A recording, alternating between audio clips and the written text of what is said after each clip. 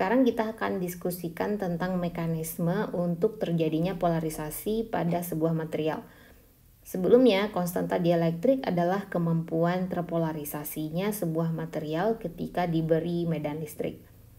Beberapa mekanisme polarisasi yang berkontribusi terhadap besaran konstanta dielektrik adalah: pertama, electronic polarizations, kedua, ionic polarizations, yang ketiga, oriental atau dipolar polarizations, dan yang terakhir, interfacial polarizations.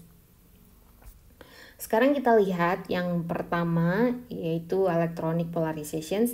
Ini sudah kita bahas di awal bab ini, sudah kita singgung sedikit saat berpisahnya muatan pusat massa positif dan negatif di atom, ya.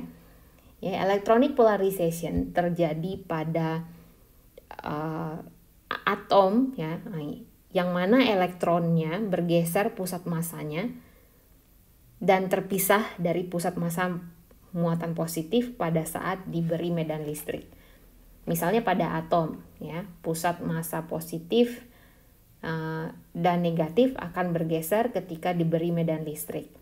Besarnya electronic polarizations itu ditentukan oleh beberapa faktor.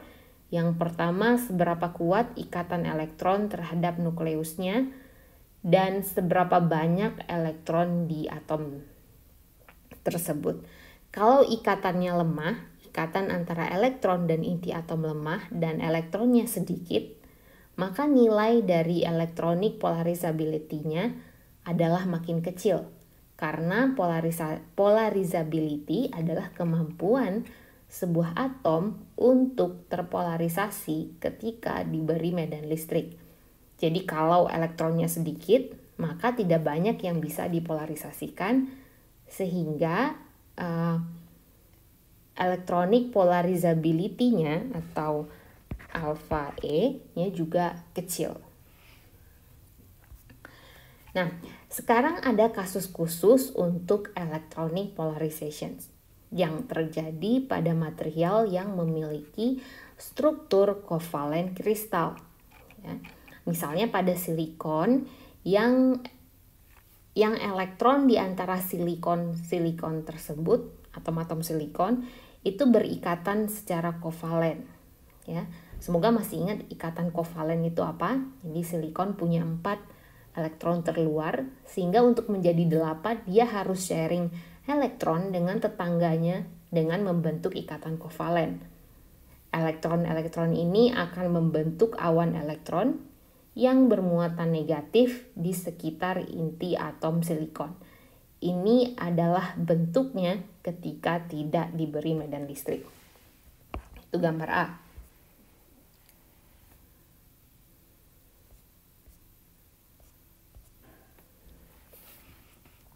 Ya, ketika diberi medan listrik, valens elektron ini dengan mudah dapat berpindah dengan mudah secara kolektif karena dia tidak terikat dengan kuat ke inti atom, sehingga seluruh material, ya, dengan mudah terpolarisasi. Jika Anda bandingkan, ya, dibandingkan dengan polarisasi elektronik pada atom, maka diperlukan medan listrik yang jauh lebih kecil untuk membuat material yang memiliki struktur kovalen kristal ini terpolarisasi. Inilah yang menyebabkan material seperti silikon dan germanium memiliki konstanta dielektrik yang tinggi, karena mereka memiliki struktur kovalen kristal yang elektronnya itu tidak berikatan kuat dengan inti atomnya, sehingga dapat dengan mudah bergeser ketika diberi medan listrik. Sekarang kita lihat mekanisme yang kedua, yaitu ionic polarizations, yang disebabkan oleh pergeseran ion negatif terhadap ion positif ketika diberi medan listrik. Contohnya pada kristal-kristal yang memiliki ion negatif dan ion positif, seperti pada sodium chloride atau NaCl. Ketika tidak ada medan listrik, tidak ada polarisasi.